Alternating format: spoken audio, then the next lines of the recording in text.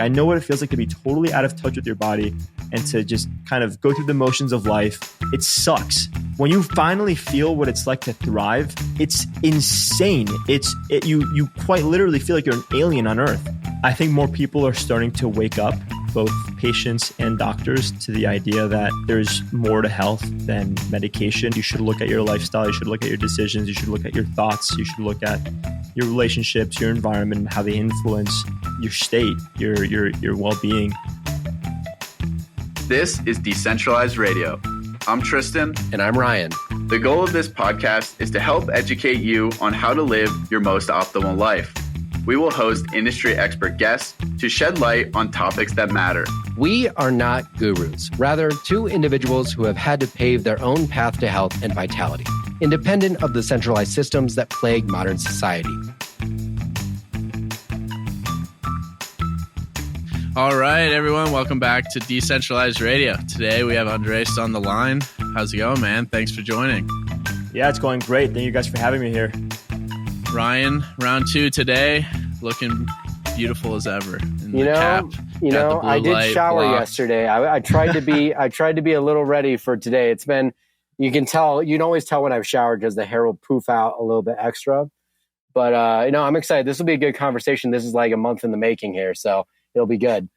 So you killed off some of those natural pheromones. You're not looking to go out tonight?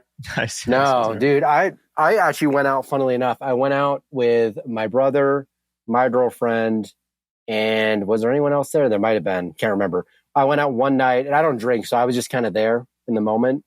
And I have such a hard time staying up late. It's just tough. And I don't even get like I feel like most people will hit a threshold where like they're out long enough that they hit an adrenaline rush and they're like, they feel awake again, maybe around midnight.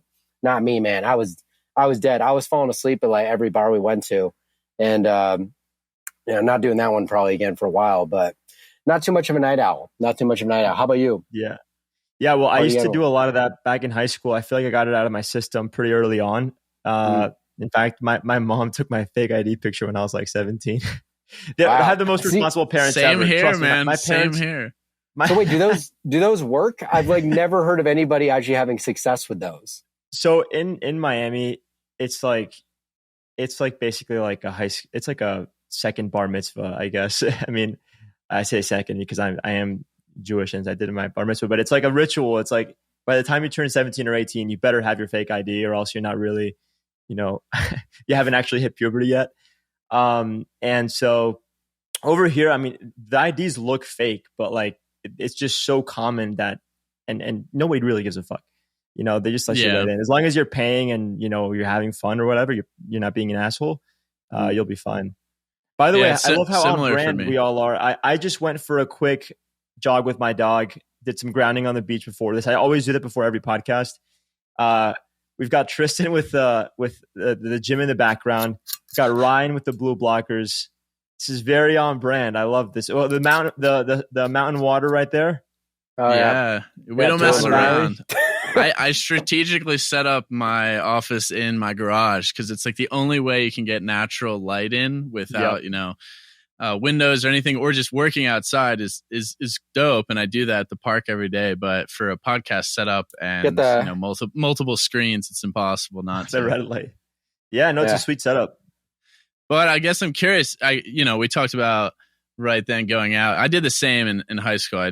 I partied a lot, I guess, high school, college, and got it out of my system for sure. It was a similar vibe. But I'm curious, kind of leading into that, because you went to school for kind of like, is it exercise and physiology or just physiology, but definitely more on the movement fitness side of things, right? Yeah. So I switched majors a bunch of times. I was pre-med track. I did all my pre-med courses. So Calc 2, biochemistry, organic chemistry, all the labs, but I didn't end up pursuing medicine, and we can get into that later. But I switched majors 3 times. So I was originally like pre-med undecided. So I was basically a bio major. Then I think I switched to biomed for like a few months, but I hated it because I suck at physics. I'm great at math, but I suck at physics. Then I switched I was on the waiting list for neuroscience because there was like 100 people cap. So I was basically a psych major, didn't want to be a psych major. Then I switched the 4th time to exercise physiology because it was taught, it really closely paralleled pre-med, because we had an incredible professor that really saw exercise and lifestyle as medicine. So there's a really, really strong connection there. And I was all about the lifestyle medicine. So I started to pursue exercise physiology as my major, did psychology as a minor. I was able to start my master's while I was still in undergrad. So I was doing a master's in applied physiology with a concentration in nutrition for health and human performance. So I was like one of two kids in like a class full of PhDs at one point for like a chronic disease prevention class, which was pretty cool. And I got a chance to do a lot of those credits. Eventually started a master's program. I was a graduate assistant, was on a fully funded research scholarship. I was fucking crushing it. And then, of course, I got crushed by COVID and the pandemic, and I wasn't able to complete that master's degree because the classes just weren't running. I did get really, really far ahead, but didn't get the chance to complete it. And so between now and then, I've been getting most of my education through my podcast, interacting with the world's best in the realms of health, high performance, nutrition, longevity. And now I'm actually about to start my master's in neuroscience with the University of Florida. So I'm always learning in and outside of school, love applying. And I think that, taking an N of one approach to health and wellness and then working with other people is an incredible way to learn. Anecdotal for sure, but you get to see the real world application of all this incredible science. And that's what I'm really all about. So yeah, in a nutshell, that's awesome. That's my background. I saw the neuroscience in your bio, and I wasn't sure. I was like, is that new or is that brand something new? Yeah, so that's what I thought. So that's really cool. And yeah, it's tough navigating academia, I'm sure, but it sounds like you kind of had this, like you wanted to get into, I guess, health or medicine or some field from an early age. Was that installed by the way you were raised? You're always into kind of like working out, fitness. So had a lot more to do with how I was raised, and then it had something to do with fitness. So, my parents are in the medical field. So my dad's an eye surgeon, my mom's a dentist, and they have, since as far back as I can remember, one of the main conversations in our dinner table every night when we finally got together, they were working every single day. Almost all of our conversations revolved around their story that day of, how they got to help someone and how they helped someone get their vision back, or how they helped somebody smile. They're both doctors in their own way, but it's so interesting because they are the kind of doctors that really get to see, how do I put this? Like people like shedding their light. Like, yeah, you can have and I'm not shitting on any other doctor, but it's like a smile, like the eyes, there's such particular, areas. They're such intimate areas. And so I don't know, I think having that kind of early exposure, seeing how rewarding it was to apply science to help others, and then also being a scientific, mathematical kind of guy myself, I naturally gravitated towards the medical field. And the more exposure that I got, the more I started to realize that there were certain values that I loved about it, like core values, helping other people, being selfless, being a healer, a provider. But then there were other things that I didn't agree with that resonated with my challenges at the time. So I was medicated almost my whole life for attention deficit disorder. And I started to deal with some pretty nasty side effects. And as I started to do the shadowing for medical school, I started to see a pattern that I didn't like, which was that because the root cause wasn't ultimately addressed, these patients just kept coming back for the same procedure over and over and over and over. I'm talking like second or third liver transplants. Like it was insane. And so I had gained a bit of an interest in neuroscience because I had early exposure through a high school program that I did at a university. And that's where I learned about neuroplasticity, about being able to heal your body through lifestyle. I had access to the gym, the dining hall, social life. I wasn't on medication because it was summer break. So basically it was the perfect storm of this sort of appreciation for applied science to help others with my personal journey, with, the perspective of, okay, I can actually help heal my, root illness. And as such, I don't have to take all these medications that give me these side effects. I can actually help my body level up. And so I started to take the things that I love from my parents and from the medical field, but I started to go in the direction of disease prevention and lifestyle medicine. And that's how things evolved. And of course, getting fit myself for the first time and really gaining muscle and feeling confident. The way I like to put it, genuinely, I mean, this on the surface level, this kind of sounds funny to say, but I genuinely believe this is what happened. I was able to, through lifestyle change, bring my real genius to life, because my whole life to that point, I had been taking medication that helped me get by. And when you're a young guy, I mean, like, a lot of your identity has to do with how you do in school. Let's face it. And so I knew that I depended on the substance to get by. I didn't think I was very smart. I didn't think I was very capable. And it wasn't until I was able to give my body what it needed to thrive that I realized what I really had inside of me and what I was genuinely capable of. And what I believe nowadays is that everybody, under the right circumstances, has the ability to do that, to significantly boost their ability, their focus, their drive, their passion, their strength, their fitness. I mean, if you provide your body the right environment, the right tools, the right nutrition, and if you live a biologically consistent lifestyle, it's unbelievable the potential that you can reveal and unleash. So that's what I'm all about today.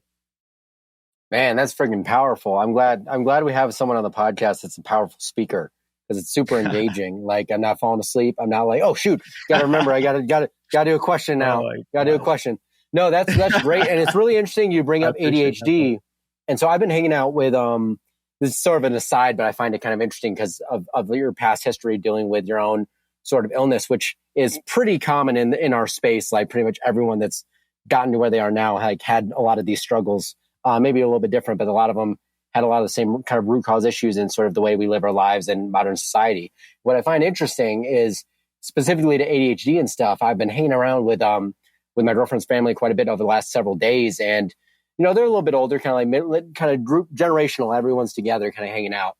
And everyone's sort of like these conversations, like a lot of them are revolving around like these medications that they're on, or like, and they're complaining about the system while actively engaging in being dependent on the system. So it's really fascinating. I'm actually quite impressed by how knowledgeable the everyday person is. This is a small scope, but of the medication they take. They, oh no, you don't want to be on that one. You want to be on this one, XYZ. But none of them really understand like the paradigm outside of what it would be like to not need a medication to thrive, because all of them are on these meds for some sort of ailment, whether it's mental health or otherwise, and they're still not thriving. So that's kind of where I was at a couple years ago. I mean, I had a bunch of other stuff going on, but I was somebody like you who I actually had undiagnosed ADHD for pretty much until like a couple years ago. And so I just had these patterns that I just didn't know why I couldn't, like, I was always bouncing around and could never figure out like why my mind could never hyper focus unless it was something I actually gave a shit about. And I actually never really knew how prevalent that issue was until I started talking to my mom this last year. My mom's a first grade teacher, and she was saying, I've never seen so many kids with ADHD diagnoses on Adderall at freaking 6-7 years old, their entire life. And so we live in a society, as you know, that's just like over medicated, undernourished in more ways than just food. And so it's really cool that you've gone through this journey and are now sort of trying to give back on top of that and really instill people's own ability to make themselves the best version of themselves without having to maybe go through something to lean on per se, because I think that's all within us and the resources are there if you're willing to educate yourself. And that's why I think it's cool to have you on the show, because I think you'll be a great resource for people, at least at the very minimum, feel motivated, like start taking action on your life. But you've done a bunch of stuff outside of just get better and now help other people. What really has been like, was seeing people sick in the workspace what really drove you to like aspire to be the best version of you, to then give back to them? And like, what has driven like all the stuff you've done online? Because I found I'm sort of like you, where I've actually found the best way to learn necessarily wasn't necessarily in the classroom, but it was like having these conversations with people and talking to people that know more than you do. And so I'd love to like hear your experience, like doing that sort of work and like podcasting and having these conversations and sort of like the enlightenment you felt with that. Yeah, man. So I'll tell you what, first and foremost, thank you for the recognition. Thank you for the kind words. And I think the conversation that you mentioned alone with, uh, how normal it is to be medicated uh, and look, none of us are doctors. There's always room for that. I think it makes sense in certain cases. And I think this is not medical advice, but it's insane to see how quickly people will gravitate towards medicine, how they'll just completely neglect any root cause or anything in their life. And, there's all these levers that we can pull, these physiological levers that we can pull to get our body to return back to its roots. And it's a shame that these medications, these drugs are just so readily accessible, but the knowledge of our body isn't. I think that's a crime. Anyway, what drives me to have these conversations, honestly, man, one of the biggest things that drives me, I mean, obviously the mission to help other people get their hands on the substance that I wish I had my hands on earlier. That's one.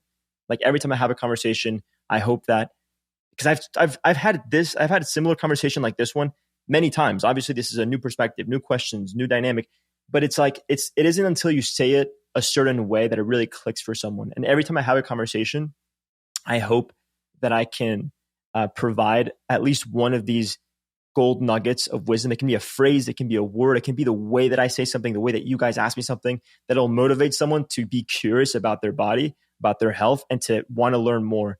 And so the trajectory that I've seen in my personal professional life through podcasting has been just absolutely incredible. And I think it's because so many people are gaining value from these conversations. And on top of that, public speaking, I mean, even though this isn't necessarily public, but having conversations with people that were older, wiser, I have always been so afraid to do that. And so it's been like an incredible personal growth journey. And at the same time, a growth journey for anybody tuning in. And that is just the most beautiful thing. And, now I'm actually looking forward to taking the next step towards something that I'm afraid of, which is public speaking, like getting on stage. It actually fires me up to say that, but at the same time, it like terrifies me, but like in a good way, because I see so much growth now in that discomfort. And to that point, I think a lot of people maybe get uncomfortable when you tell them, hey, you know what, there's an answer to getting yourself healthier, to feeling better, that isn't medication, that isn't your Adderall, that isn't pills, it's information. And that may feel uncomfortable because it's the norm, right? To just reach for this and get that instant gratification that you think is helping you, but is destroying you in the long term. I think it's time to learn, man. And I hope that these conversations help inspire people to do that. Hey, friend. Thanks for listening. If you really enjoy this podcast, it would be really appreciated if you left us a 5-star review on Spotify, Apple, or subscribe to our content on YouTube. This helps us get to a larger reach and a larger audience to spread this wonderful free education. Yeah, I mean, it's the same mindset for us. It's so valuable to speak. It's so valuable to have these connections. We do as many in person as we can. Obviously, it's a bit challenging, especially when I live in Wyoming. But, just meeting people and getting their knowledge, sharing that knowledge and spreading it out to your audience is profound, and it can have a profound impact on someone's life. And that's why we're doing what we're doing here. And it's awesome, especially, we're, young man, like similar age, where it can be a challenge and we're trying to break through to this space. And it's awesome. And I love your mindset and pumping people up in general and in your group chats on social media. It's definitely the way. Yeah. The camaraderie, it can be hard in these spaces, right? Because, you kind of get isolated when you first dive into holistic health or alternative health, whatever you want to call it. You kind of have to take this big jump.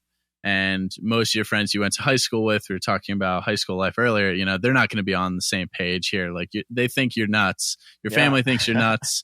So it is lonely. So it's awesome to kind of get a little community going.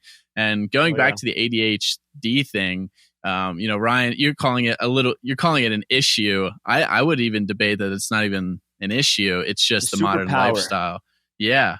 So it's crazy for me because actually in the past 6 months, I've realized that I for sure have whatever you want to call it, that issue, because I just like need to move, like, especially in the summertime. I've noticed, and I've got more sun deliberately this summer than ever before.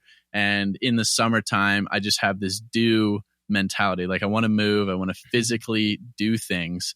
And I think as a male, obviously that would be very indicative of kind of like ancestrally what we would be doing.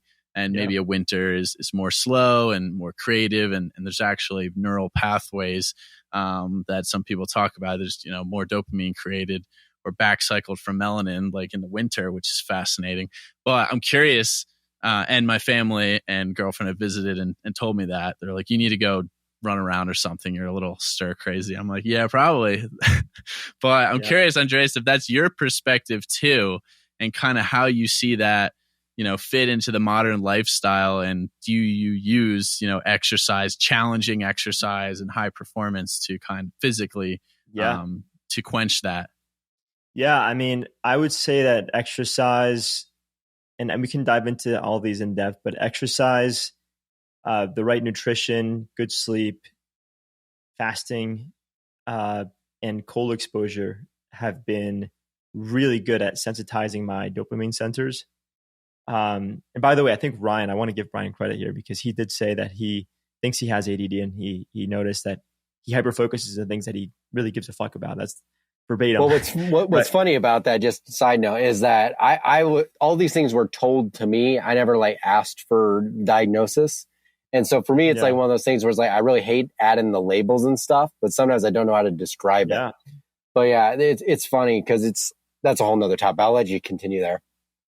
Yeah. Well, I'll just say, like, I recognize looking back that throughout my whole life, when it came to anything that I genuinely cared about, and the school environment for me was never, ever, ever ideal for learning, ever, or just anything. It wasn't ideal for anything.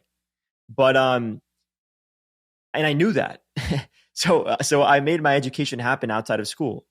And whenever it came to the things that I was genuinely interested in, which at the time, and to this day, they still are, fishing, video games, like anything that I was even remotely interested in, I would just absolutely master, like some kind of savant. Like it was so messed up. And I realized, look, I naturally have this hyperfocus. Like, let me try to channel this in a way that can actually, in a more selfless way, because fishing and video games is very selfless. It's pretty selfish, but still fun nonetheless. Anyway, so I started to get interested in the things that actually upregulated my dopamine. And I guess that's a funny thing there, right? Like the things that I was interested in actually gave me more dopamine naturally, and they can help just about anyone sensitize their dopamine centers. So yeah, exercise, like the reason why I'm sweating right now and I got some movement before this episode is because I had spent the whole day sitting inside, just kind of doing work that I hadn't caught up on over the weekend. And I just had to move my body, or else I'm telling you guys, I wouldn't be the same person that you guys see on camera. I just would not be in this mood. I wouldn't be in this flow. It just wouldn't happen. So it feels great. Really, really good for the dopamine centers. Fasting has helped me a lot. Going from a fed state to a fasted state. So from a glucose, when you get that glucose to ketone switch, it's called intermittent metabolic switching, you start to see upregulation of BDNF, brain-derived neurotrophic factor for neurogenesis, neuroplasticity, synaptogenesis, and CREB, which is really good for long-term memory. And so I genuinely feel the influence of that happening as I fast regularly. Nowadays it's more intuitive. And by the way, for the women that are listening, get to know your female biorhythm. Don't fast like a man. Yeah, obviously the right nutrition. So I know now that gluten, for example, is a huge trigger food of mine. And when I have gluten, I feel tremendous brain fog. I get a little anxious. It just doesn't work. And I don't have celiac. I have a genetic predisposition for it, but it's not active. So, my whole life I had gluten, and I wonder sometimes what would my life have been like if I didn't have any gluten growing up. My parents always, gave us access. We always had access to healthy food. My parents are doctors. They don't know any better than to give us, whatever to just get ready to go to school. They weren't monitoring what I'm eating in school. When I was actually on the meds, I was surviving off of like Ensure shakes, which are trash. Like I didn't have the appetite for anything else. So anyway, whole food, nutrient dense foods, sleep. I was jacked up on amphetamines, didn't get sleep. So the theme here is I start to add back in all the things that I had basically turned down because I was jacked up on amphetamines. And isn't that like that's such a particular thing, right? My brain started to do things that I never thought it could. I started to accomplish things that I could never imagine were possible. And it all goes down to, well, I give my brain what it needed to naturally get its dopamine and I just continued to narrow down that focus. And I got more of that positive reinforcement as it became more sensitive to it. And it just became, as you can tell, an obsession. I'm here to tell a tale. And I'd say, I'll tell you what, you asked me about my credibility early on in this episode. I would say where I'm most credible, and this comes from the heart, is that because I went through that journey, like maybe I have the knowledge and I'm always looking for more knowledge, but because I went through that journey, I can genuinely empathize with the folks that want to get there.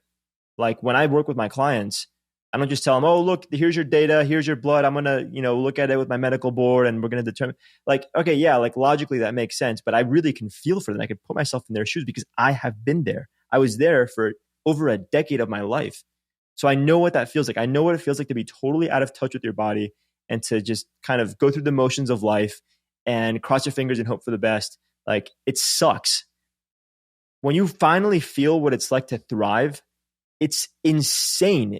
You quite literally feel like you're an alien on earth. And I think everyone deserves to experience that at least once. And trust me, if you experience it once, you're going to want to feel like that every single day of your life, period.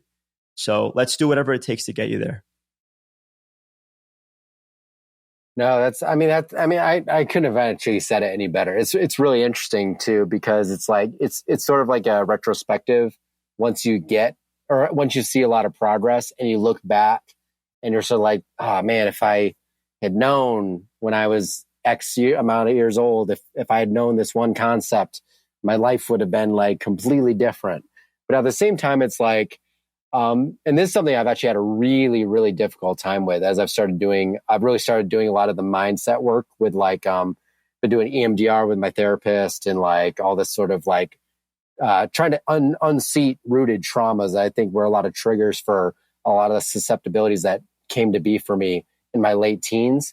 It's really, you have to be like, okay with the fact that you weren't okay at a point in earlier time. And then sort of, because in that, you never would have turned out the way you did. You would have never discovered like half the things you've learned if you didn't go through all that shit. Right. So I've actually become very grateful for like all the struggles I've had to go through. Like for me, like a little background on my story, like everyone already knows this, so I won't stay on very long, but I had anorexia when I was 18 for like about 2 years. I was like 80 pounds or something. And like that destroyed a bunch of stuff. But I really beat myself up for a long time because of that. I was like, oh man, if I didn't do that, I wouldn't be dealing with like that problem now that I got to work on and this problem. But at the same time, I probably would have never ventured into any of this alt health stuff or met any of you guys had I not gone through those years of my life. So I've actually become thankful for those. And I was even telling my girlfriend the other day, I was like, I actually wouldn't go back and change anything, even though I deal with some stuff now that I'm still working on. Cause like the amount of knowledge that I have now at 27 is invaluable. I would have been, and I still have lots to learn. Don't get me wrong. I'm hardly wise, but I would be so much further back. Probably would have been in a desk job right now. I'd probably be still at work till about 6, come home, probably hate my life. And that'd probably be like my day. So you sort of have to be happy for the experiences you've had. And like you said, what's really cool about going through that and then working with people, and I've had this experience working with people myself, is you can meet them on their level, which is really what they want and what they can't get out of the centralized like medical system usually. because the doctor usually can't necessarily relate to the patient dealing with a struggle, especially if you're going to like a GP or something like that. They see so many people. And usually they've never had all the ailments, obviously, that their patients deal with. So it's almost impossible for them, to no fault of their own, to meet them on their level when they got to see another patient in 30 minutes. So it's really valuable on this end to have had those instances, and you can really get that one-on-one with somebody. And it's a really cool experience. I think it's something that you can only ever really feel if, like yourself, have worked with somebody else that has been through what you've gone through on some level. It's really cool. I'm sure you felt that. Yeah. Thank you for sharing that. And, we all, the three of us, have a hero's journey, right? That we can tell now and reflect back on deeply. And you're absolutely right. Like if I hadn't done this or gone through this experience, I was, and by the way, I got to the point where I was really fed up, and it was super ugly. I got really depressed, really sick. Like it was a very dark period of my life when I finally decided to just flip the switch. Very, very, very dark period. But I honestly believe that if I hadn't gone through that, and if I had stuck through and become a doctor, dude, I honestly, and this, call it controversial, call it whatever, maybe I shouldn't say this, but I'm just going to say it. I think I would have I don't think it would have ended well at all. Like I don't think I would have helped anybody, because I wouldn't have known how to help myself. And if I was just giving out drugs and, whatever, because the system or insurance or whatever, like I don't think I would have done a good job. I don't think I would have been happy. And I'm holding back on uglier things that I can say, but I admire everyone in the medical field who does that. And I work with people now that are doctors who have a mindset that is unbelievable, and they bring in functional and integrative and all that. And I'm not shitting on the doctors who don't, but I believe, for me personally, with my history, my health, what I went through, what I saw, it would have gone against everything that I believed in, and I would have been very unhappy. Yeah, I was going to say something else, but yeah, no, I think it's important to look back at that, because first off, everything happens for a reason, and we all kind of embody that, right? Like we've gone through struggles, and it's kind of the inflection point of our lives, and it had to do with health, and we were meant to go deeper into the health rabbit hole and learn about it, and then share that knowledge with others, because obviously your body was telling you innately that was not the path for you, right? So you can look back and realize that, but in the moment, that's scary, and you don't know where your life's going to head. So it's really powerful, that kind of mindset. But I'm curious, tying this into, your parents are, I guess, maybe traditional doctors, and you're working with doctors, and you're talking about the issues with centralized healthcare, where and what are the principles of what you do today, and what are your thoughts on, I guess, the system as a whole, the healthcare system? Do you see a shift? You're mentioning, more integrated functional measures. Do you see a positive shift occurring? And how do you see this kind of playing out in terms of progression going forward? That's a great question, man. It's a loaded question. But what I'll start with is, I totally, absolutely see, what do you want to call it? Western medicine or standard medicine, modern medicine. I see that we're always going to need that. I will always value that. It's critical. We need to have that. I think more people are starting to wake up, both patients and doctors, to the idea that there's more to health than medication. And then, in fact, you should look at your lifestyle. You should look at your decisions. You should look at your thoughts. You should look at your relationships, your environment, and how they influence your state, your well-being. As far as the principles that I tie in, I mean, you guys know that I'm really in on the lifestyle medicine. I think that because we live in such a modern world, we have to make the effort, which otherwise we wouldn't have to make. But in this modern world, we have to make the effort to return to a biologically consistent lifestyle. So what that means is, what happens when the sun goes down nowadays. And in nature, when the sun goes down and it intersects more of the atmosphere, and as such, we filter more blue light, it gets, the sky gets red. and we start to accumulate melatonin. Nowadays, sun goes down, we turn on the lights, we go on our phones, so we're not accumulating melatonin. So we don't have that 1/3 of our life, sleep, that makes it 2/3 the best that it can be. That's one example. We're not moving our body, so our body becomes inflamed. It becomes slow. It becomes tired, sick. We start to lose muscle, gain fat. There's XYZ example. There's so many different examples. I'm all about returning to the lifestyle that's biologically consistent in the modern day. So some people call that biohacking. Some people call it integrative health. I just think it's knowing your physiology, which is the name of my brand. I think if you know your physiology, you'll know what you need to do to pull those levers and unleash your body's potential. Look, I'll tell you what, the doctors that I work with nowadays, they get it. They have always been selfless people. They went into medicine for what I believe are the right reasons. They really did it to help others. And they are willing to learn and do whatever it takes to get people the help that they need. So I've worked with doctors that, what they say and what they do, that's just how it is. And then I've worked with doctors that are very open-minded, and they collaborate with other specialists to give their patients access to all kinds of medicine, from the Western modern medicine to psychedelic medicine to lifestyle medicine to nutrition and functional medicine, you name it, to yoga and mindfulness, everything. And those are the doctors that I like to work with. Nothing wrong with the rest, but that's what I believe, and that's what I like to work with. So like I said, I do see people waking up to this. I see the medical field transforming, but again,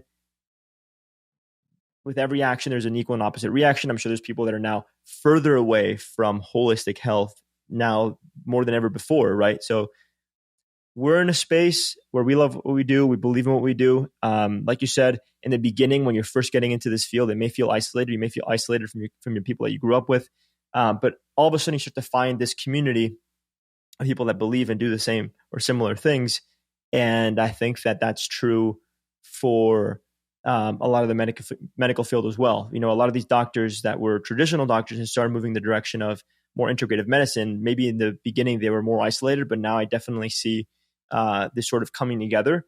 I see social media as being a platform that facilitates that movement to a certain degree. However, I think that one of the biggest threats to this movement is that on social media, everyone's so busy calling everybody else out.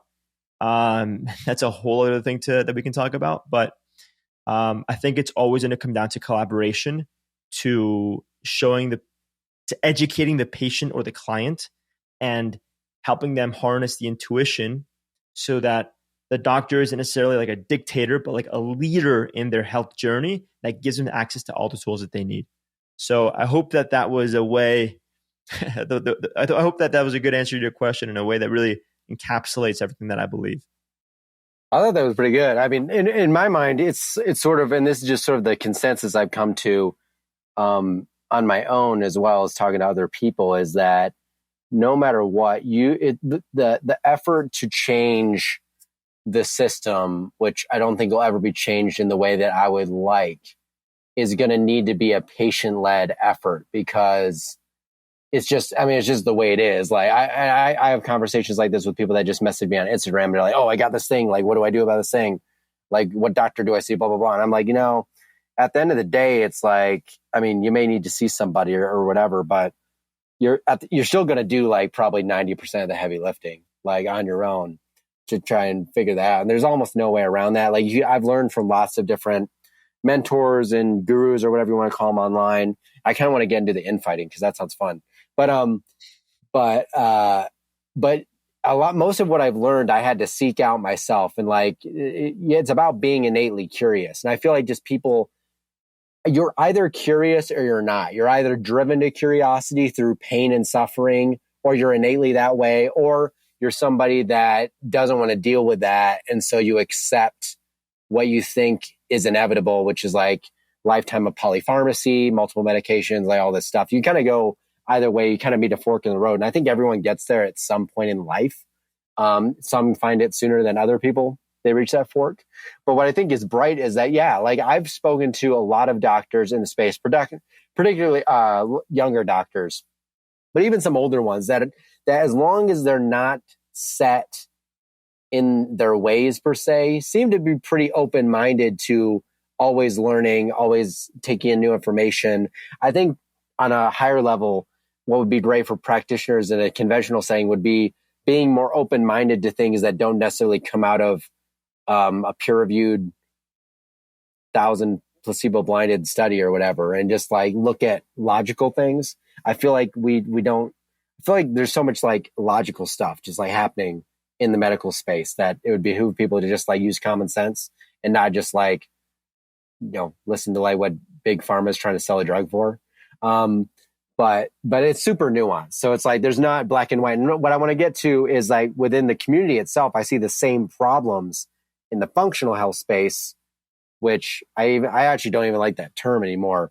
But the same problems happen in the functional health space, but it's just usually with like supplements and all these protocols and all these different diets and stuff. And then you get the same issue where it's like people are now in camps within the health space where they're anti whatever allopathic medicine, but they're like super stuck in their ways of like, this is the only way health can thrive, is like, you got to be vegan or whatever. You got to get into the diet camps. And even within that, there's a myopic perspective that I think people would be good to like look outside of themselves for a little bit. But I think that's just sort of the nature of being human, is you find sort of tribes and you sort of settle in that. And then you find out that something doesn't work exactly like you were told it was going to work. And then you're like, oh, your mind's open again and you look for other stuff.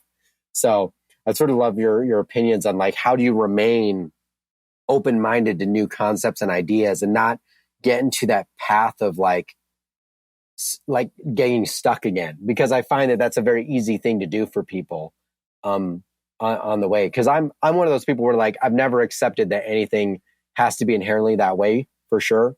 I'm always open to being wrong. And I think that that's something that the community in general needs more of. Are you interested in 100% grass-fed, grass-finished bison meat? I'm excited to be a partner with Falls Family Ranches. Based in Wyoming, Falls Family Ranches is raising high-quality bison meat the way nature intended. As a native large ruminant of North America, bison is one of the most nutrient-dense foods you can consume. If you're interested in trying out their bison boxes, use code Tristan, Tristan, 10 for 10% off your first order. I'll tell you what,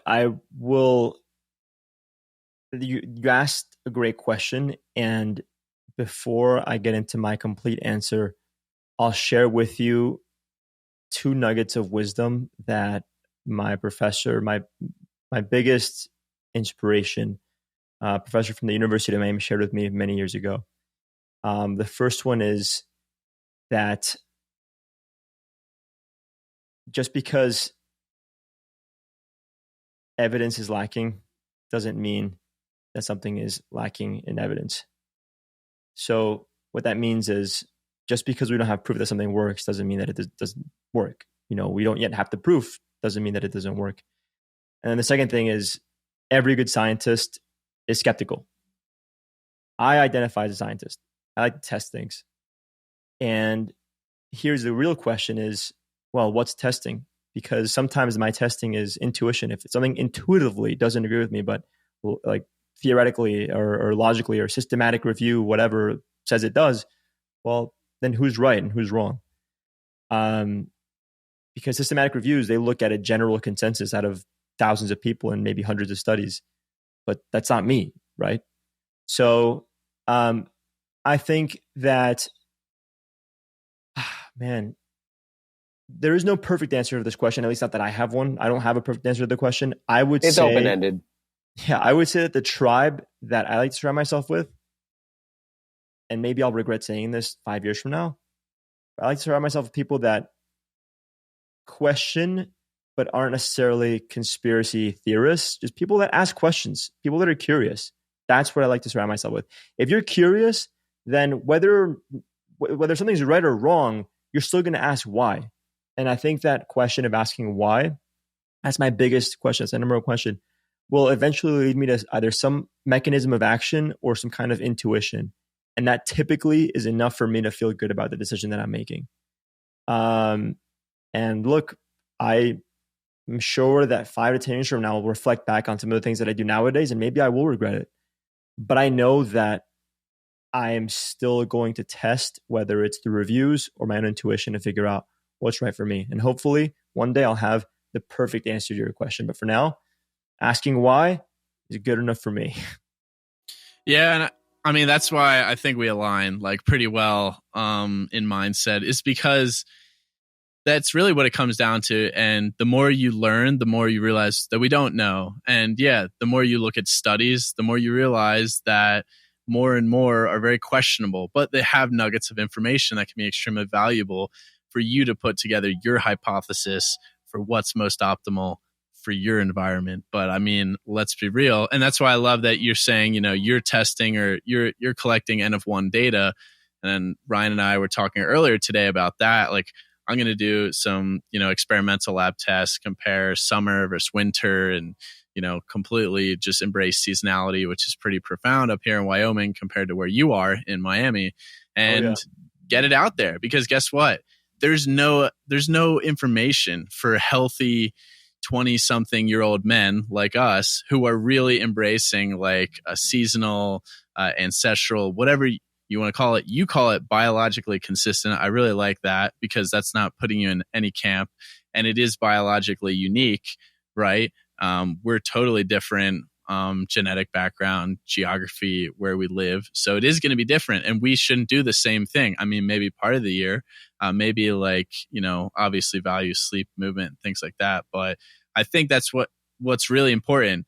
But it doesn't fit well with the narrative of anyone's mindset, because people just want to be told what to do and what's like an easy thing. And that's why you see people go from strict veganism to strict carnivore, because they're like, all right, this is just like really simple and I can just do this and I'll be healthy. And then, you know, depending where they live, what their activity level is, you know, they might not be healthy for that long. So I'm curious, what are your like principles of or pillars of health, just at a high level? Like what's like a day in the life for you, and how do you balance that biologically consistent living and the modern lifestyle? Because to me, that's like the biggest challenge. Obviously, we can't just go back to living in the woods, although I might if things really hit the fan. You're getting pretty close, you know.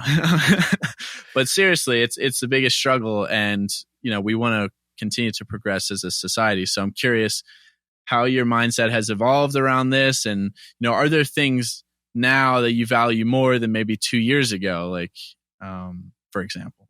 Yeah, great question and great preface to it. And I will say that you know, over the years I've been exposed to a lot, especially because I've been I do a lot of work on social media, and so I see all these trends come and go, and influencers come and go. I've been doing this. I've been on social media now for like 5 or 6 years, and that's not the ideal place to learn anything, but you get to see how people think and how their ways of thinking evolve. And so I think it's a way to, I think it's like you get a lot of exposure to a lot of different ideas. I would say that right now, my biggest foundations are the following, and they are in order in terms of, I guess you can call them not necessarily priority, but I'll just lay them out for you. You guys can help me find the best word. So number one is sleep. I'm very, very big on sleep. I think that everybody tuning in right now can sleep at least 10% better, more efficiently, waking up less throughout the night, feeling refreshed, recovered in the mornings, ready for the day. I think everybody can improve their sleep. And if you think about it, it's 1/3 of our life. Like if your life expectancy is 75 years, that's 25 years of sleep. And I mentioned this earlier, you know, it's that 1/3 of your life that makes the rest better. If you get the sleep right, like while you sleep, you are, here, excuse my dog, one sec. You are, just give me a sec, guys.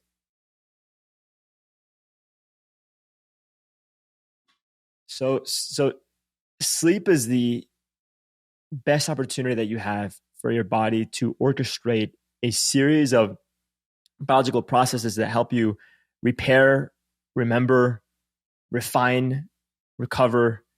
And it does this intelligently. Like you're giving your body the opportunity to orchestrate functions that it intelligently, that it has the wisdom to do. So if you can improve that recovery process, you're improving automatically your quality of life.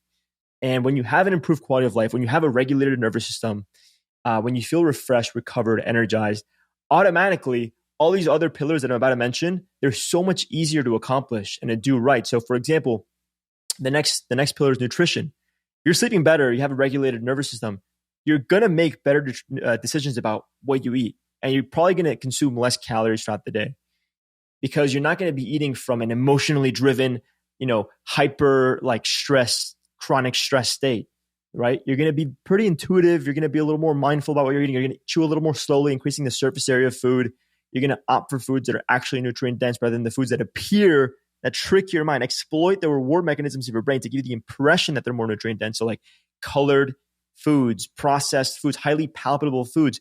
Like your brain will choose that instant gratification when it's under this stress state and it just wants something, right? So you're bringing more consciousness and awareness automatically to your life, more energy to your life. So all of a sudden nutrition is better. So sleep and nutrition, great. Now you have the fuel and you have the energy and you're in the state of mind where it's a lot easier to move your body. So movement is the next pillar, right? And all of a sudden you can go hard, you can recover from it, you can feel your body to go hard, and you can get into that hormetic state where your body becomes stronger, faster, fitter, etc. And then if you got your sleep right, you got your nutrition right, you got your movement right, your mind is going to be in a pretty good place. So like if you take care of those three things, your mind is going to be awesome. You're going to feel great. You're going to be happy. You're going to have more sensitive dopamine centers, more serotonin. You're going to feel great. And so obviously, there's certain things in each one. The bulk of each of these pillars, if you think about it, you can do a lot in this modern day that gives you what you would have otherwise gotten in ancient times. So if you look at sleep, all right, what are the three best things that I believe you can do? Make your environment as dark as possible earlier in the day. Try to match it to sun exposure and whatever the sun's doing, wherever you are in the world. Making it cool. So as the sun goes down, less heat, cooler. A decline in your core body temperature is actually what actually initiates sleep. So yeah, melatonin accumulation gets you sleepy. There's a bunch of other things that drive the need for sleep, but what actually initiates sleep is a decline in your core body temperature. So it's another thing. And then what can you do to sort of biohack this, right? Where wearing blue blockers helps, not using your phone in bed because you're not supposed to get that kind of effect in bed. And also not just using the phone, but bringing any kind of responsibility into the sleep environment is going to put you in a more sympathetic state. It's going to take away from the drive for sleep. And nutrition, right? Like if you're eating organic foods, whole foods, like that is biologically consistent. No matter what you're eating, whether you're vegan or carnivore, whole food, you're going to be better, period. You're going to be more satiated. You're going to have a higher thermic effect. Food's going to have a higher thermic effect. So you're burning more calories digesting the food, which contributes to your resting energy expenditure. So you're less likely to overconsume calories. For movement, if you got those two things, those two pillars out of the way, you will move more, period. You're going to move more. You're going to walk more. You're going to feel more motivated to take the bike to work rather than the Uber. There's so many other examples, right? And then your mind, again, you do these things, you're going to feel great. You're going to be in a good, happy mindset. But then there's ways to biohack it. Like I found, for example, that my mind thrives when I'm getting a good amount of choline in my diet. Alpha GPC, I supplement alpha GPC. I will consume probiotic rich foods for the serotonin production. There's a bunch of different things that I take that really get my mind in a good place, because even if you do everything possible to live that biologically lifestyle, the modern day always had this way of polluting you to some capacity. And so you have to find clever ways to do what you can. And it's fun. It becomes like a game, and you can actually quantify this. So like I used to do a lot of data tracking. So I have, right now I'm running a Whoop and a Garmin, but they're actually both dead. I just went for a walk and I have to sometimes look the part in case I run into whatever. But I'm actually not using data right now because I think data is a good backbone. I think it's an amazing backbone that incentivizes the right changes and behaviors and systems in your life to get you healthier. But I have I'm now in a place where I am trying to harness more of that intuition. I feel like I've harnessed a lot of intuition. And so I can just wake up in the morning. I can probably guess within a small degree of variance where my HRV and recovery scores are at. I can kind of feel my body and I know what kind of movement I should do, what I should be eating. And I like kind of doing that now. So I used to look at data. I used to make this sort of like a game. And I used to try to measure, exactly how much of these inputs I needed to get the perfect hormetic stress. Like I used to be crazy with that. I use it from time to time now, but intuition for me goes a long way. And when you get to know your physiology, which is the name of my mission, again, know your physio, you realize that there's so many little clever ways, like little things that add up to have a massive impact on your quality of life. Like just the blue blocking alone, like an amber pair of blue blocking glasses, not the clear ones, but an amber, like that puts you to sleep. And by the way, I've mentioned this on several podcasts, and it's always a pleasant surprise for folks that aren't aware of this. But we're so rooted in positive reinforcement to the degree where wearing blue blockers in the beginning, all you really get is, well, you block the wavelength of light that inhibits melatonin production. But over time, you actually classically condition yourself. The glasses become the conditioned stimulus. And so when you put them on, your body knows you're getting ready to go to bed, and you start to get even sleepier. So nowadays I put on my raw optics, and within 5 to 10 minutes, I'm like just knocking the fuck out. It's incredible. And you could do this with so many different items and so many different hacks, so it's, I have fun doing it. I think just about everyone can have fun doing it. And yeah, those are my 4 pillars. Everything else, man, right now in my life, it's pretty simple. I try to keep things very simple. I start with the complex. I've tested almost everything out. I've had all kinds of companies send me all their equipment and their hacks and their supplements and whatever. And I think it's cool. But now I'm at the point where I think a lot of that is gimmicky. I think most of what it takes to feel good, it's free and it's already in your life. You just have to know how and when to use it. No, I couldn't agree more. It's actually funny you mentioned, because I have my red ones right here. But it's actually really funny you mentioned that happens with the blue blockers and getting like tired almost immediately, because that's literally what happens to me. Like, even if it's later than normal, like I got back later than normal last night and I had my yellow ones on, but the red one, I was out like nothing, like 10 minutes. And it's really funny how your physiology is kind of like gets into rhythms. And like everyone, I think innately kind of knows that, because like for me, like I was never a breakfast person, like pretty much my whole life until I started like eating breakfast or whatever. We can debate like if you need breakfast or whatever, context dependent. I don't always eat breakfast, but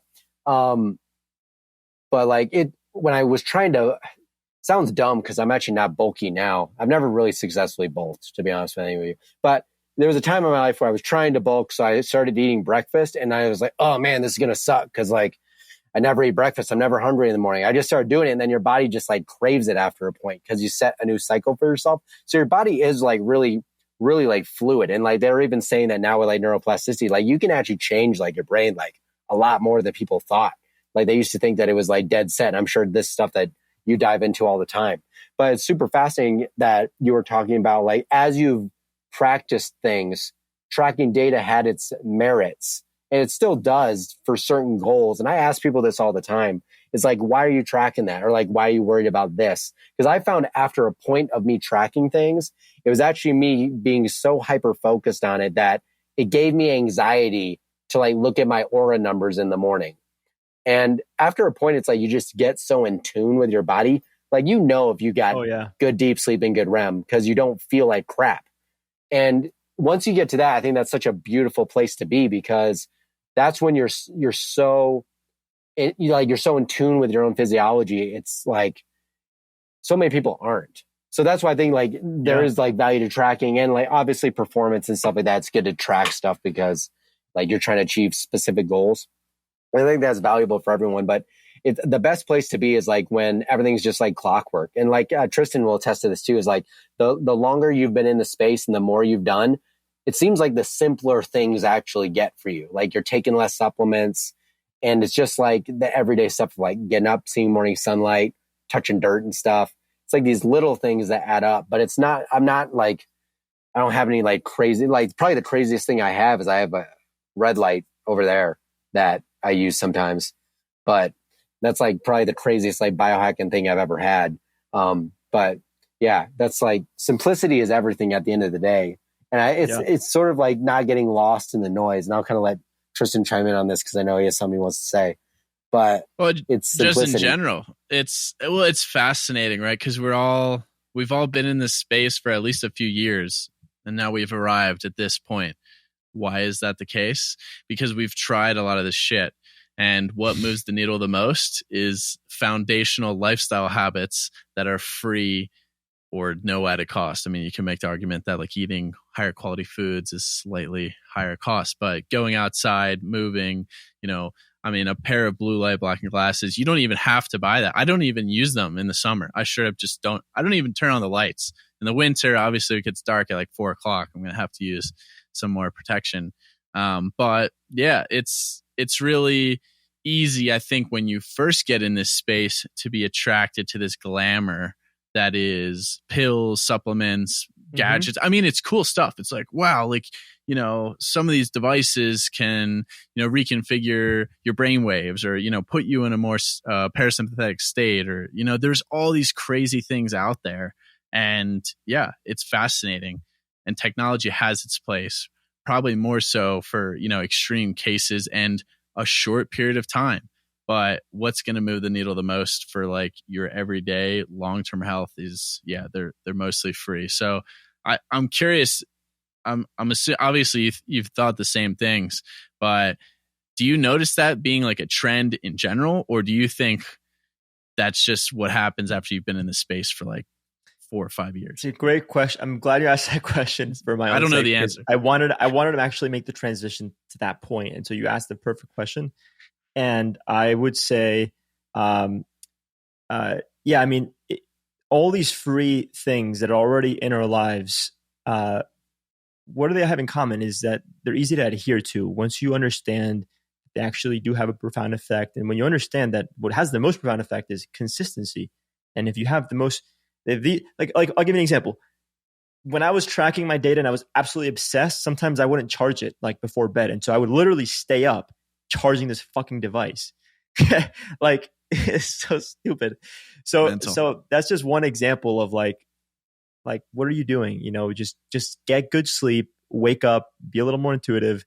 And all of these, a lot of these things are free to do. Now, all right. So to answer your question, I do think a lot of people, because they already are sort of used to this instant gratification, let's face it, just our phones and notification online, like it just kind of puts you in that mindset. And so it's almost inevitable. But when you're already in that mindset and then you look at health, because let's say, I don't know, inevitably, again, you've brought yourself to a disease state or just a poor mental health state. Now you want the same thing. You want health, but you want instant gratification health. And so all these brilliant marketing tools and campaigns, they lure you in the direction that, all right, you want health? All right, you got to buy this product. You got to buy the supplement.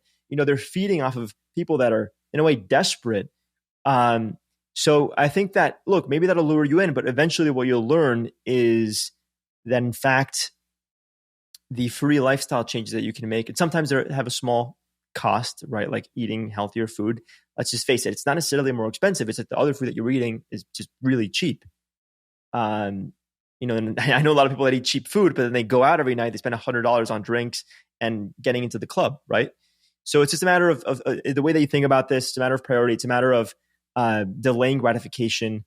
And sure, maybe you'll go into this for because it looks sexy and it looks gimmicky. But I think a lot of people do. And by the way, I hope not only do they, but I hope that everyone ends up believing in the systems and in the lifestyle change. So look, I've worked with everything from World Series of Poker finalists that win $4 million payouts for playing poker to a billionaire board member of Airbnb to the number 5 female tennis player in the world and the best Canadian tennis player of all time, to Le Mans second place race car. I mean, I've worked with all kinds of high performers, and these high performers, they approach me for the data, for the gimmicks, for the hacks. I want to improve by my HRV by 10%. Like, dude, no, you don't.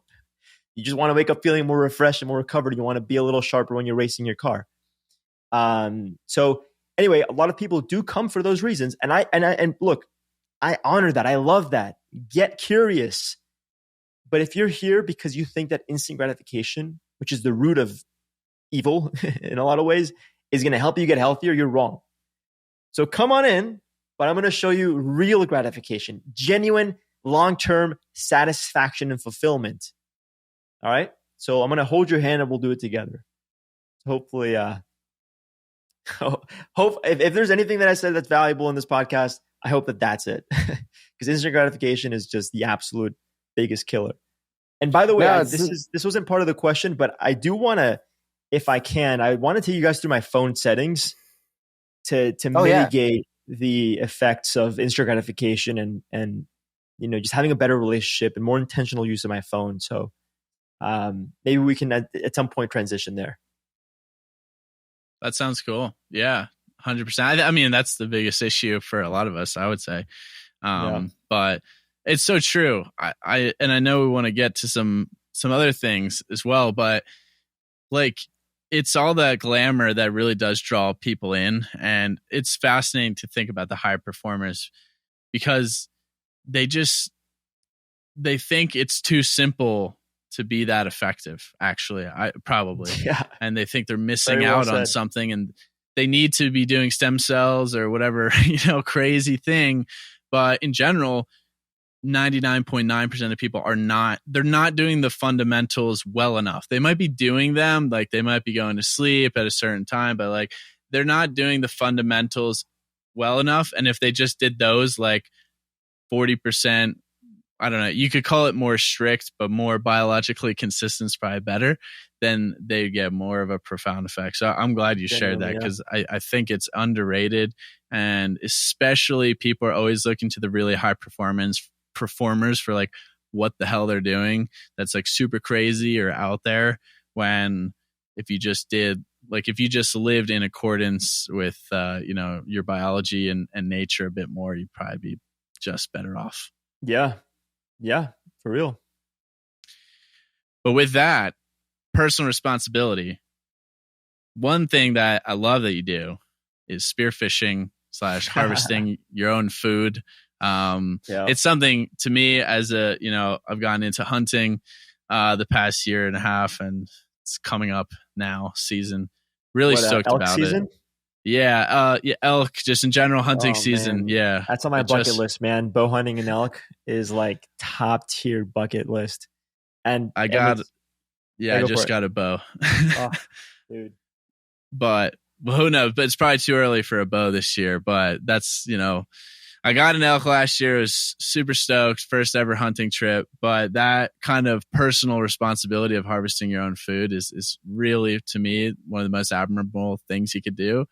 But then the spear fishing, free diving that you do, that's like, it's so badass to me as well because you're literally underwater. And, we've talked to folks like Erwin LaCour is talking about breath hold work and how free divers and spear fishermen, you have this insane ability to go underwater, control that sympathetic response. And it's actually so great for your health, of course, being able to deal with that from a nervous system perspective.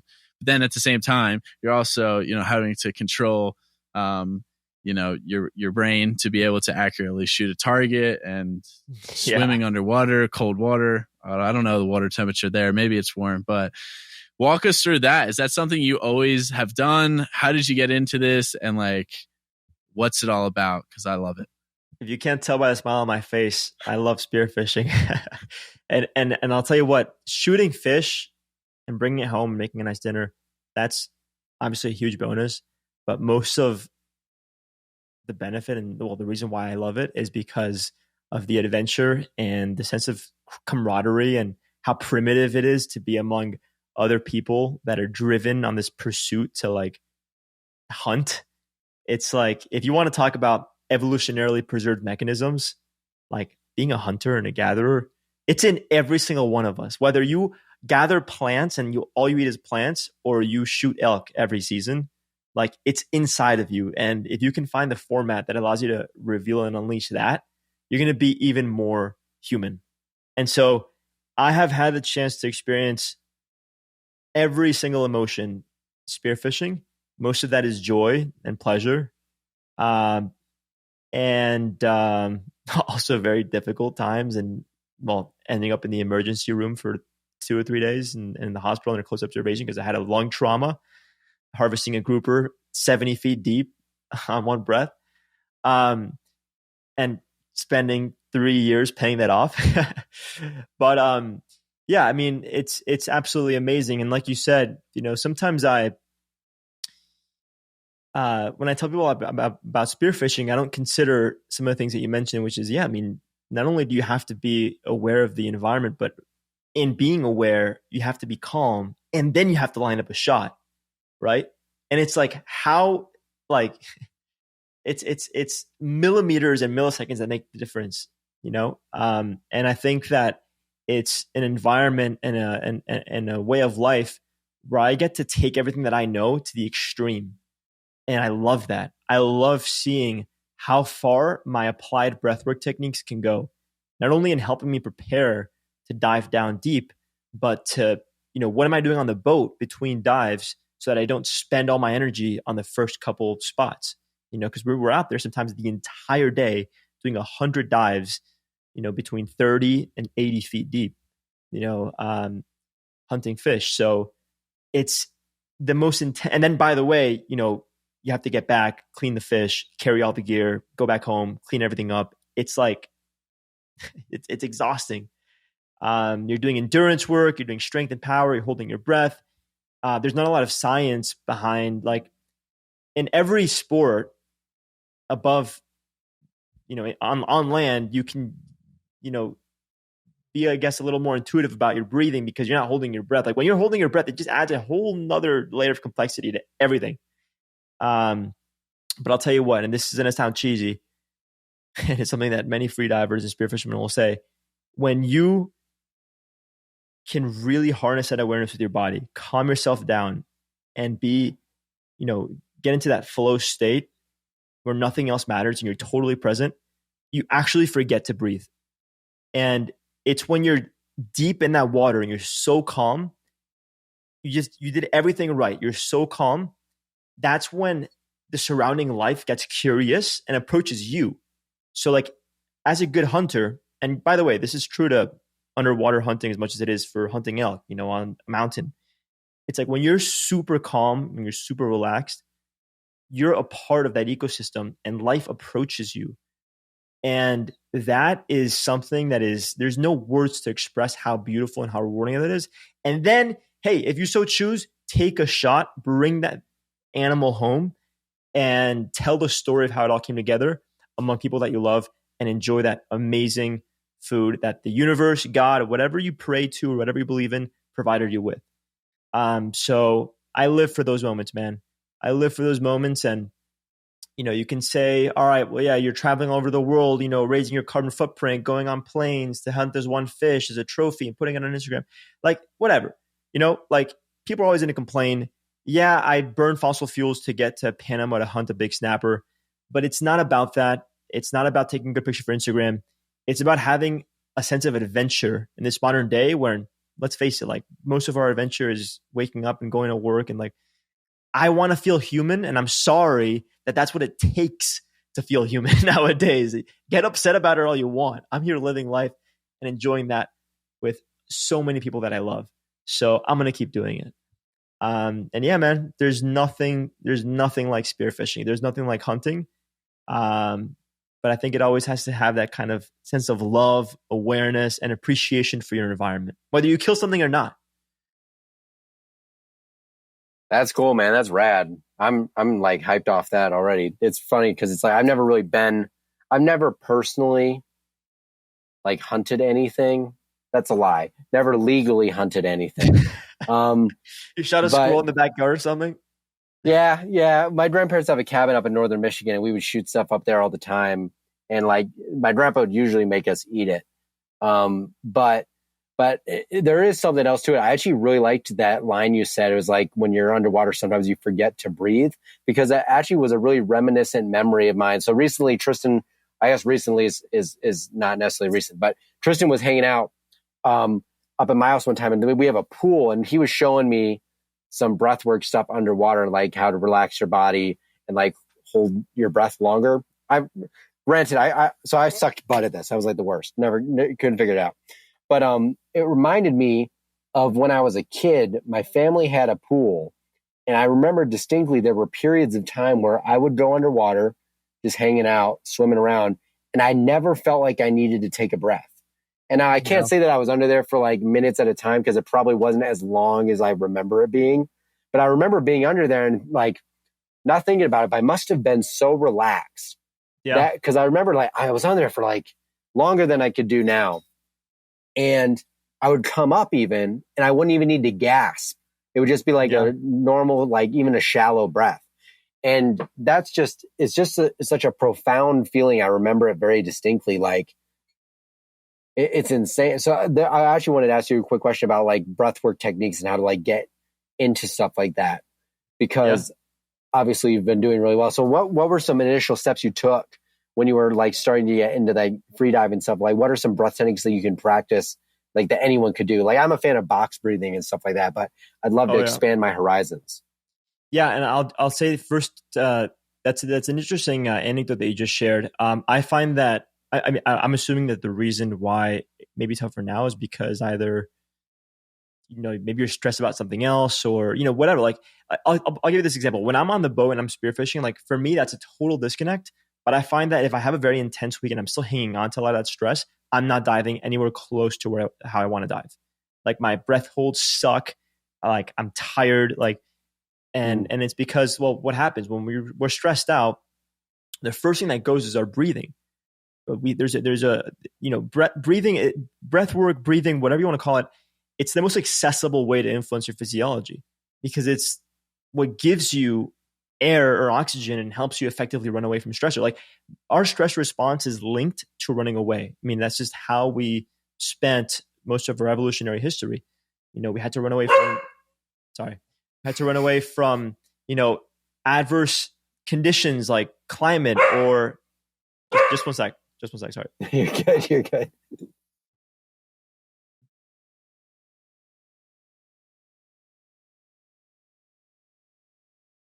So yeah, Jose, you can cut out the dead space here.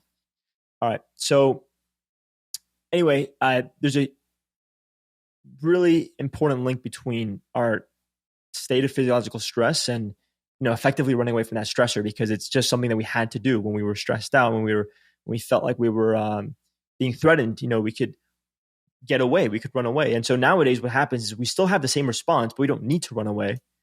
But we can still modify the response that is helping us run away to deal with the stress in that moment. So, nowadays we get stressed and a couple of things happen. Obviously, rise in cortisol. We get the fight or flight. Our pupils dilate. Our hands get sweaty. We get less blood going into the core and more to the extremities to prepare us to get away.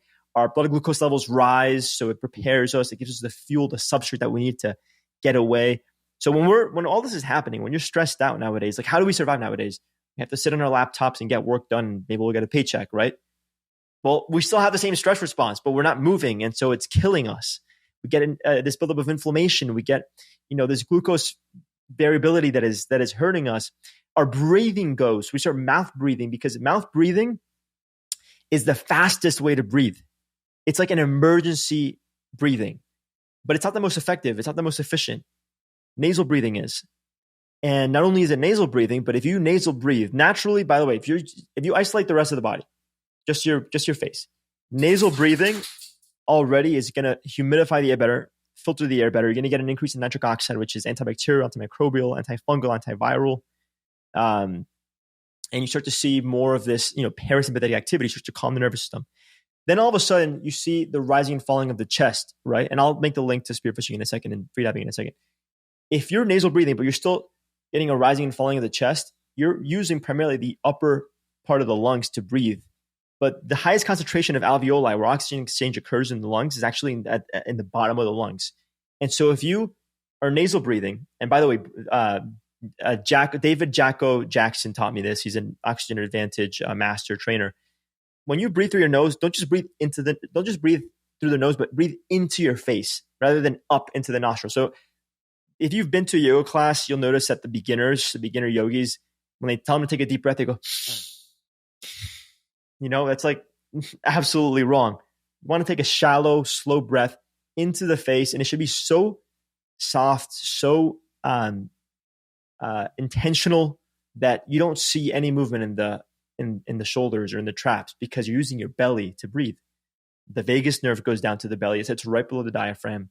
And so when you belly breathe, you get more vagus nerve activity, more parasympathetic activity. And if you start to then extend the exhales on top of that, so you spend about twice as long exhaling versus inhaling, every exhale, you get slightly more parasympathetic activity. Every inhale is more sympathetic. So when you inhale, you're like preparing your body to run away. And you exhale, you're like telling your body it's okay.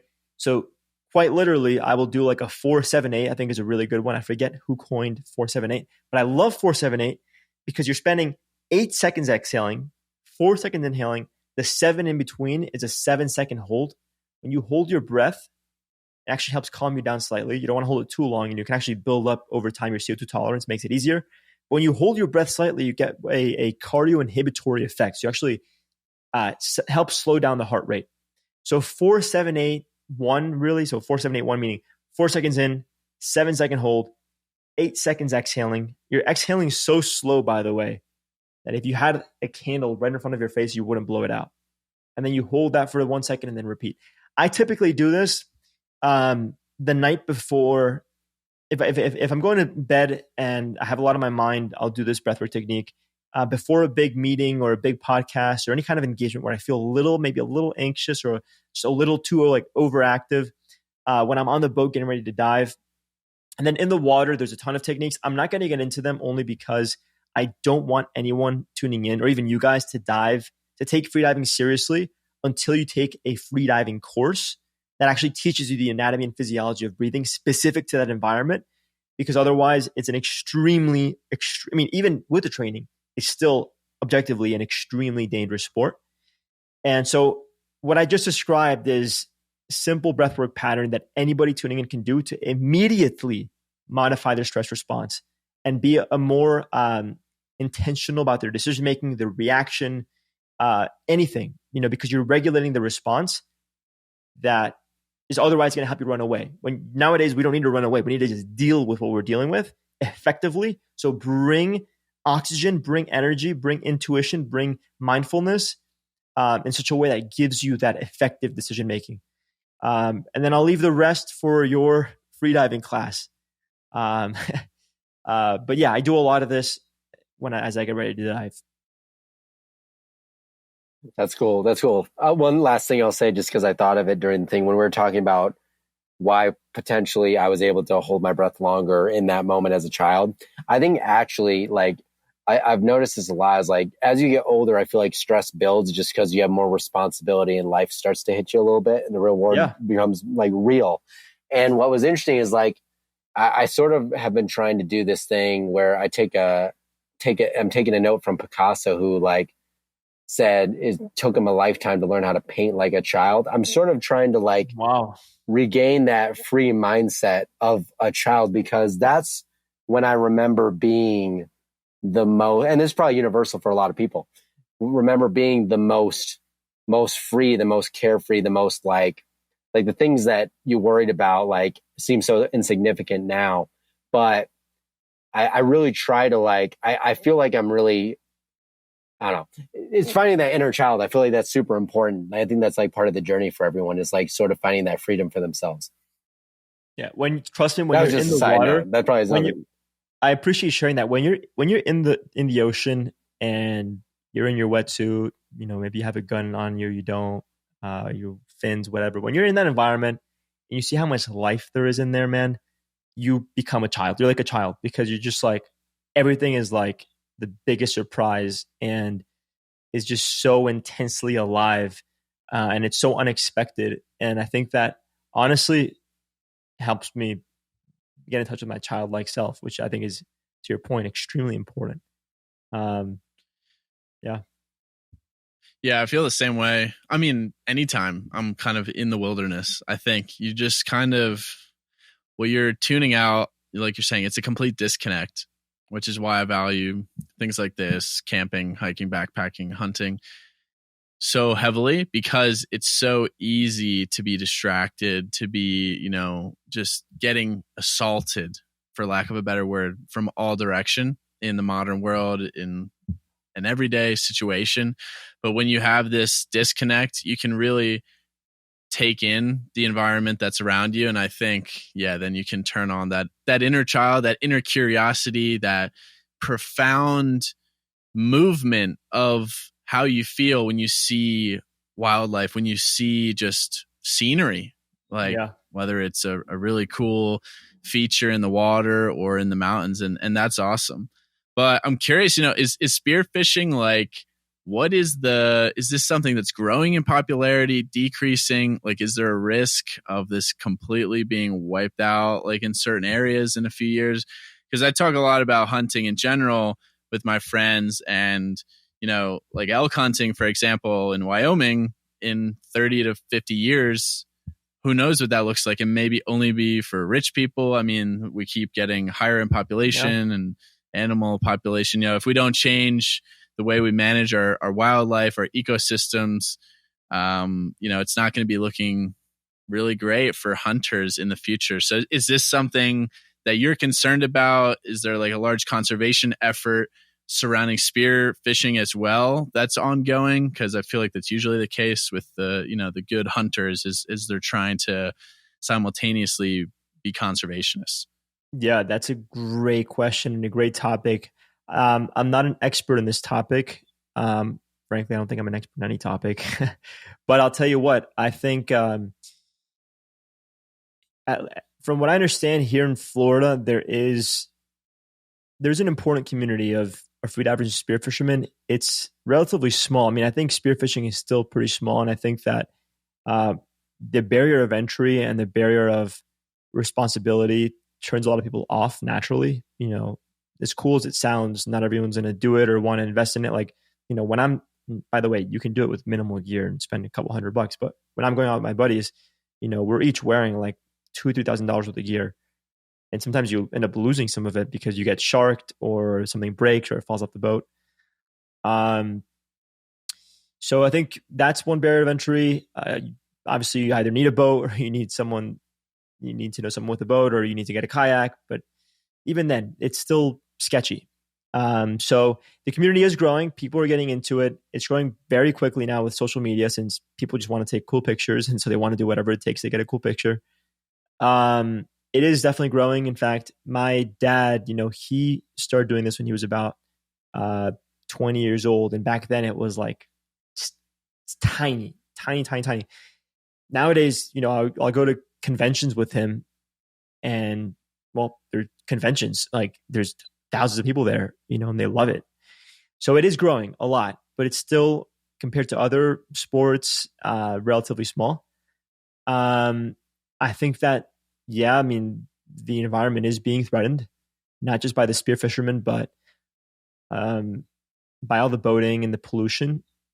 The good thing is that, and I'm sure that we have this in common with, people like you, who are out there in the wilderness hunting, we are because we have such a deep connection with the environment, we're actually very conscious of things that might pollute it. So, when I'm with my Spiro friends and we see trash in the water, we will always pick it up no matter what, to the extent that sometimes it ends up being like it'll take us hours and hours and hours to get like a fishing net off of a reef.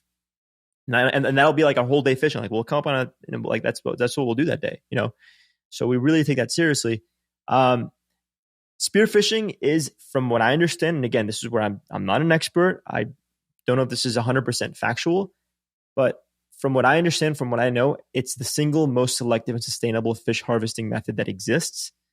So by definition, it is sustainable, but then, all right, boating around all day long is not very healthy for the environment either. So I guess, look, like I try to think that I'm conscious of the environment, but I think that right there is the problem, because I can't fully answer the question to the extent of, well, what efforts are being made besides me in terms of policy in, this local area. Like, I think that the most dangerous thing is ignorance. And if you think that you're doing the right thing, but you're killing the environment at the same time, like that's a real problem. So actually, to help answer this question better, maybe the next time that you guys have me on the show, I can give you, I can elaborate further. What I'll do is I'll have an expert on my podcast and we'll have a conversation about it. Seriously, I mean it. Because as you can tell, it requires the right knowledge to do right by the environment, because you may have the best intention, but if you don't actually have the knowledge, and this goes back to every conversation that we've had, if you have a good intention, but you don't have the right knowledge to go with it, you're not going to get very far. So I need to be educated on this topic. I think that FWC, Florida Wildlife Conservation, does a pretty good job. They are very strict. I've seen people like go to jail and have to pay ridiculous, I mean, honestly, not ridiculous, but impressive fees because they're just not aware of whatever's in season or what's the size limit. Me and my friends were always super conscious. The best day of the year for us is May 1st, the opening of grouper and hogfish season. You know, so we know the sizes, we know the what's in season, what isn't. We're very aware of that. We only kill what we're going to eat. We only eat what we kill.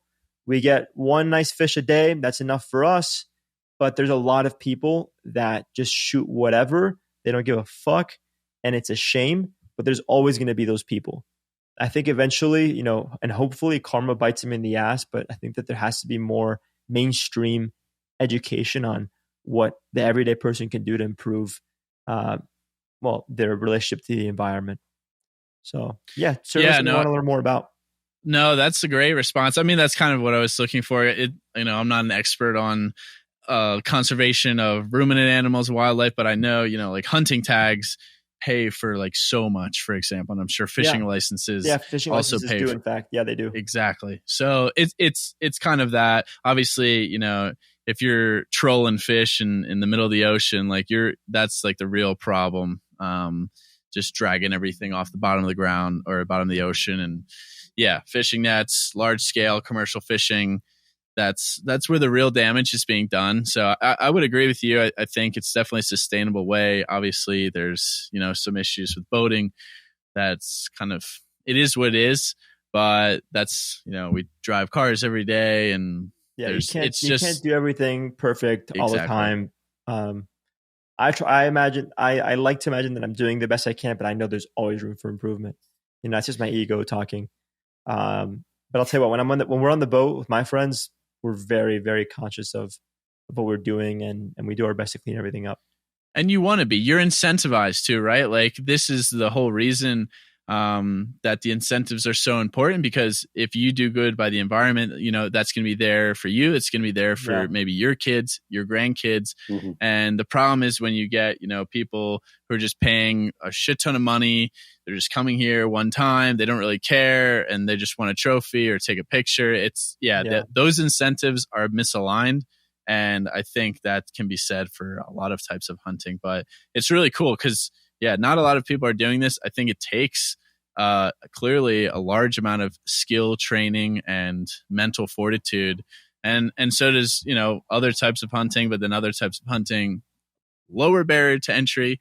They all have some expense, but it's cool because it is very decentralized to catch your own food. And that I can align with you very well. Like my favorite cooking.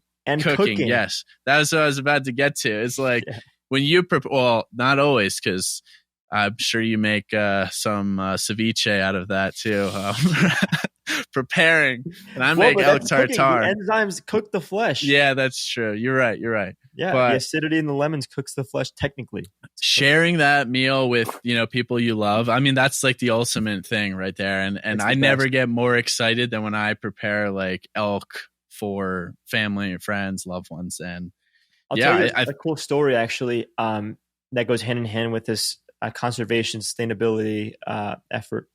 So one of the best fish that I've ever shot was a big African pompano, which by the way, you can't get it in stores. You can't get it in restaurants. You have to be at least 3 miles offshore to harvest one. You can only harvest one per person per day. They're very sought after. They're very rare. They're not very easy to hunt. And so I shot an incredible one. Maybe I can pull up a picture and show it on the video real quick. Or when you guys edit this, I'll send you the picture. You can post it. Incredible fish, huge fish, maybe like 35. Jesus Christ. Just a second. 1 second, sorry. Nikki. It's like 35 or 40 pounds. And the head on that fish was so big. The head on the fish was so big that we put it in the oven, just the head, took it out, and half of the meat on the head fed the three of us. Like, we were full. We were totally full. And most restaurants, what do? They take the fillets out and they discard the head, the tail. We had the spine. The spine of this fish is so big that we ate the bone marrow on it.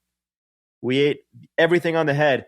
We got the fins nice and crispy, and we ate them like potato chips. I mean, that might sound nasty to some people, but it was delicious. I'll show you guys a picture of the fish, and I just looked it up. It looks crazy. That head is massive. You guys, that's. Oh yeah. And I'm not pushing. That's sitting on my lap. I'm not pushing it. That's forward. Huge. Yeah. Yeah, but let me show you the head on that fish. And again, I'm sure I have people shitting on me now going, "Oh, he's showing his trophies, whatever." Well, you ate it. Well, you ate them, yeah. That's awesome. That's cool. I see that, but anyway, yeah, and look, I vacuum seal it, and that'll last me weeks. Like when I took my trip to Mexico, we came back. We had these like soft coolers that we brought on the plane, and it was my buddy and I. We each brought back like 40 pounds of fish vacuum sealed. Wow, it lasted us months. No going to and from the store, whatever. The trucks. Not only do you have to go to the store to get the fish, but the trucks bring it in or the planes from wherever else in the world. I mean, we did that one time for like, I don't know how many dinners. I can't even count. So that felt pretty good. Yeah. I mean, like what? Tristan, you shot your elk in October last year. I had some in June. I mean, I have some like right now still. Yeah. I've been a little conservative, but yeah. Yeah, it can last you a long time. That's funny. I feel actually bad telling my story about killing birds and stuff as a kid, not professionally hunting and conserving the land. I felt bad after I did it every single time, just so the audience knows. I felt bad, but then I did it again. So I don't know. Does that make me a mass murderer? I don't know. No, I mean, look, there's times where I'm underwater and I have a connection with the fish. Like, maybe I'm hunting a particular species, but I'm so calm that it gets so curious and friendly and I'm just like, man, do I really I'll kill another one, man. Like sometimes you have to let them go. And there's times where, they just, for whatever reason, it doesn't feel right to kill a particular fish. And sometimes I do feel, honestly, some of my friends might make fun of me for this, but there's sometimes where I honestly feel bad. But when you're with the right people, you're there for the right reasons, you're very mindful, you're very calm, you're going to feel very good about whatever you kill. And it's going to feel very good to enjoy that with your friends and family. Oh, it's definitely better when something goes to a positive use. I mean, other than just like sport per se. So I did actually have one last question here for those of you that made it this far. You're in for a treat because I think it'll be a good answer. We were talking about fish, and you can watch fish if you want on your phone, on YouTube probably. And earlier, Andre was mentioning phone settings, and the phone settings he has optimized for sleep and dopamine. So I wanted to ask you that question again, really quick, make that harsh transition. Yeah, I do have to run, but I'm going to take you through the settings that I have on my phone. It's an iPhone, by the way. If you have an Android, I don't know. Maybe I'll make an article for that, or maybe you can go upgrade to an iPhone. I'm just kidding. All right. So a couple things. First of all, instant notifications, they're the end of productivity. So first thing is you go to notification settings. You can do this on any phone and turn off 90% of them, if not more. Like there's and by the way, the most important ones that you need to have off are social media notifications. There is no reason why you should care if someone posts something on social media or if someone messaged you or liked your picture. If you're that desperate for attention or to be on top, like you can put that energy somewhere else. Not to shit on people that have those on, but like kind of to shit on them because there's no reason why you need to be distracted. If you're doing something important or something meaningful, there's no reason why social media should be distracting you. And even one little notification could take you out of a flow that could change your fucking life. So turn 90% of them off. The only things that I have on are like, by the way, also, this goes hand in hand with another setting, which is my, what is it called? Do not disturb. My do not disturb is on 24 hours, only 5 people can actually call me and it'll go through. You can do this on any iPhone, on pretty much any phone nowadays. So it's like my mom, my dad, my brother, my girlfriend, and like one of my business partners. That's it. Everybody else, it silences the first time. They have to call me twice to get my attention, or they have to send me a voicemail or a text message. So I have that on. Go back to the notifications. I have my messages off. I have everything except like my parking notifications because I'm in Miami Beach, and if you get towed, you're fucked. So my parking notifications and like a couple other things. I don't know, random little, work things. Anyway, that's the first one. Turn off 90% of them, especially social media. The next thing is if you unlock my phone, unlock it. It's my dog. All right, so I have this. This is my home screen. It's my business QR code, a little like journaling app, my tasks, my notes, and my calendar. If you go right, it's just you have to search. You have to manually search the app that you want to use. What does that mean? Well, let's face it. When we go on our phones, if you have like a crazy busy screen of like full of apps and stuff, you're just going to get bored. You're going to start checking everything. You're going to be like, why did I even go on my phone? Fuck that. That should never happen. You should be intentional with this magic device that gives you access to the entire world. You can do anything you want in your life if you have a phone. Anything you want to be, anything you want to do, you can do it with the phone. So be intentional with it. So I have to manually search the apps that I want to use. All of a sudden, way better. All right, the next biggest thing, this is like the biggest hack of this year for me. Honestly, biggest mental health hack that I've discovered all year. I mean this. I'm not making this up. This is not a paid advertisement. This is genuine. Is this app called 1 Sec. So this is the home screen there. But I'll give you an example. When I go on Instagram, it has these interventions. It makes me pause. And then when this intervention, sometimes it has me like take my finger and follow the screen. 6 times in the past 24 hours, this says, I don't want to go on Instagram or continue. So all of a sudden you're like, wow, like I'm going on Instagram. It's not like an automatic whatever. Continue. Why are you going on Instagram? Are you bored? Are you angry? Are you taking a shit? Are you actually doing it to work? So this has some kind of weird algorithm built into it where it compares your screen time before the app and then during, and it counts the interventions because when it proposes the question, sometimes you'll deny it and you go, no, like I don't want to go on Instagram. Like, what am I doing? Anyway, it actually tells you how many hours you've saved throughout the week. And in my case, a ridiculous amount of hours, like stupid amount of hours. And let's all right, now I can focus on the things that actually matter. Right. So those are the top 3 or 4. The next thing would be the night shift. So I have the night shift set up so that as soon as the sun goes down, my phone turns yellow. Even then, there's still some blue wavelength. You want to still wear the blue blockers. I also have another one where if I tap 3 times, I'm clicking both buttons at the same time. The screen goes gray. That's another cool one. But look, the notifications, the home screen, the 1 Sec app alone, those are enough to change your life and your relationship with your phone. So I'll leave it at that. I think if everyone does that, they're going to be doing at least 1% more meaningful work, and that alone is enough to change your life. It's enough to change the trajectory of your career, and it's enough to change the world. I think we're spending too much time on our phones doing dumb shit. So hopefully that helps.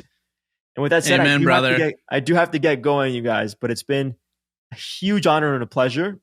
And I would love to repost this on my show if that's appropriate. Absolutely. We'd be honored. And we've gone a bit over. It's perfect timing to wrap up. I think those are impactful phone tips. I just installed that app, even though I have timers, but we can always do better. I love your, thought process behind biologically consistent. I love the positive, just energy you bring. It's contagious. It's always exciting to talk to someone with similar age, similar mindset, making a difference in the space. So we appreciate you, brother. And thanks for coming on. And thanks for everyone for tuning in to another episode of Decentralized Radio. we'll catch you next It's time. been a huge honor, you guys. You guys are crushing it. Thank you for giving me an opportunity to share my love, my passion, my energy. I can't thank you enough, and absolutely made this an even more epic day by far. So I can't wait to repost and share with my audience and give you guys a shout out and eventually have you guys on my show so you guys can bring your love, your passion, and your energy to my audience as well.